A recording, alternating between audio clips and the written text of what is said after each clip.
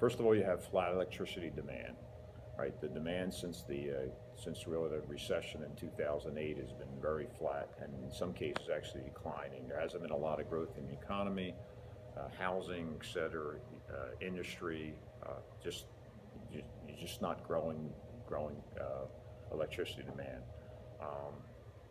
The increase in natural gas, obviously Pennsylvania being an area where there's plentiful natural gas with fracking, it's a lot cheaper to build a natural gas plant and get online in a fairly short period of time, and that's providing additional competition. Now the downside of natural gas is it is an emitter, it is a carbon emitter, so you don't get the same benefits we get from the nuclear.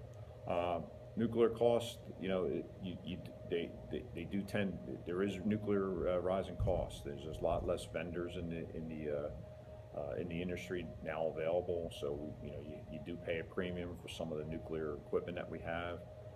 There has been some issues requiring additional costs, like the Fukushima event that happened in Japan. We had to do some additional costs that essentially not gas plants or solar plants or anything else doesn't have to really worry about. But us being nuclear, we have to encounter those additional costs that are out there. And then, you know, from a federal standpoint, there's no carbon policy, right? So the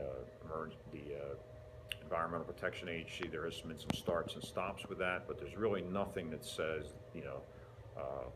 or draw a line in the sand that we have to have, you know, a certain amount of carbon reduction by a certain date.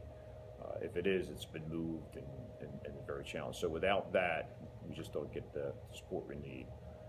So it's really around the competition with flat electricity demand and the fact that there is growing gas use. Additionally, you know, the solar and wind do get supplemented from their standpoint, so they can compete because they get supplements from the federal government if you implement that. And we're not against solar, we're not against gas. We're just saying that should we get the same type of credit for being a zero emission that solar and the wind get is really what we're looking for.